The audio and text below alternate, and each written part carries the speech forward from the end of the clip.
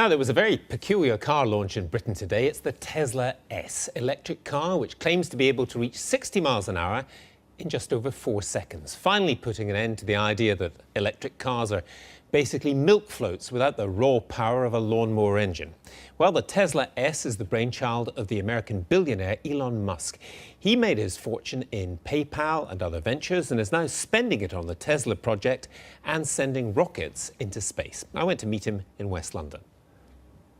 What we really tried to achieve with the Model S was to create a compelling electric car, something that was really different from people's prior experience. Because most people, last time they drove an electric car was probably a golf cart, or maybe a milk float. A milk float. Yeah.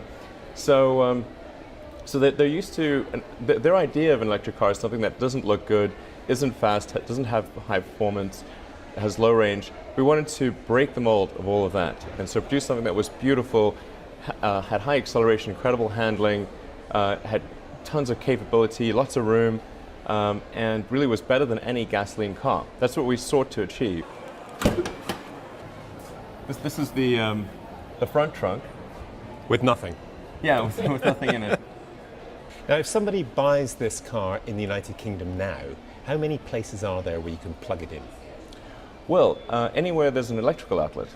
Anywhere? Yes. There's nothing special about the electrical outlet. The charger is built into the car, so you can plug it in anywhere you go. You can plug it in if you're traveling somewhere, if you're at a cottage, at a hotel. In addition to that, however, we're going to be creating supercharger locations throughout the UK. So you'll be able to charge anywhere at a Tesla supercharger location. And one of the things that we do with these supercharger locations is that they're free. So if you buy a Tesla, you'll be able to travel for free anywhere in Britain. And it's free forever. And I'll add one more thing to that, which is we're going to be installing solar panels at all of the supercharger locations, which are intended to develop or generate more electricity in the course of the year than the cars consume that charge there. So the net result is that you'll not only be able to travel for free forever, but on pure sunlight.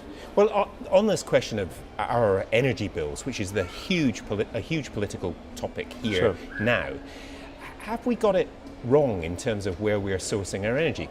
Mark my words, solar will be the single largest producer of energy in the UK long term. And you may say, well, isn't it rather maybe cloudy around here? I was going to say, have you ever been outside? Yes, and even though it's cloudy, you still get probably 80 to 90% of the energy coming through the clouds. It's just that you don't have that bright point source of a sun. And a way to appreciate this perhaps is to look at the fact that plants are essentially a solar-powered chemical reaction. And the UK is a very green country. Now, you live in Southern California and Los Angeles, you travel a lot to San Francisco, and you're also interested as a big thought in whether it's possible to travel by what's called a hyperloop. In other words, you go at 800 miles an hour on the ground, essentially, kind of like a train, from Los Angeles to San Francisco. I mean, do we suffer from generally a kind of low level of ambition? Should we think bigger than HS2 and think about something like this? I think so. I mean, for reasons beyond the objective, oh, we'll get there faster, it's like you want to do projects that are inspiring and that make people excited about the future. Life's got to be about more than just solving problems. You want to get up in the morning and say, yes, I'm looking forward to that thing happening. And I guess that was my essential disappointment with the California so-called high-speed rail. It's like I was looking at that, wow, and it's like, well, they've got better things. They did better things in Japan 30 years ago. They've got something way better in China. Why are we doing this and spending so much money on it? And it's going to take 20 years, and by that time we'll be 50 years behind what they've got in Japan. I mean, this just doesn't make sense. And we're behind. That was my reaction. That was your reaction to what's happening in California. Yeah. We're behind California. Oh my God, really? Difficult though, maybe, to imagine. So I mean, that's brutal. That's almost unfortunate. The other big part of Musk's life is with his company SpaceX, which is committed to improving rocket technology and even getting the human race to other planets. Do you see, really, the future must be in space for the human race? Do you really see this? This is not science fiction, this is actually going to be a fact. Absolutely. I think history fundamentally bifurcates in one of two directions. Either we are a multi-planet species and out there exploring the stars, or we are a single planet species waiting around for some eventual extinction event. It's really that I personally I find more motivating, which is going and setting up a base on Mars would just be the greatest adventure ever. Not everyone's a fan. Back on Earth, Tesla sued the program Top Gear after it rubbished the Tesla Roadster. Tesla lost. So, what does Musk think about Jeremy Clarkson?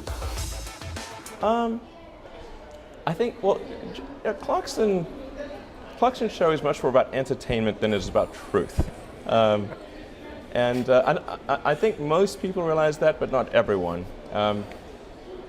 And I've actually enjoyed a lot of his shows, so it's not as though I just hate Top Gear or anything. He can be very funny and irreverent, but he does have a strong bias against electric cars, and he particularly seems to hate American. Like his two pet peeves are American cars and electric cars, and we're an American electric car, so we're in the worst possible situation for someone like Clarkson. So do you see this as missionary activity? You're over here trying to convert Jeremy Clarkson. I don't think there'll be any converting of Jeremy Clarkson. Okay. That seems quite unlikely. Right. Can you swim? You also bought the James Bond Lotus. Oh yeah, right. The Lotus Esprit from The Spy Who Loved Me. Exactly, and I mean, I can see the fun in that, obviously, but that's the reason. That's the fun. The fun. But it's not. There's no grand project. There is no grand project. We're not going to mass produce, Esprits that turn into submarines. What I'm going to try to do, and this is a very sort of low priority project because I've got my day jobs, but we want to see if we can make it do what it appears to do in the movie for real. I don't know if it'll be successful, but we're going to try. Elon, thanks very much. Thank you. Thank you.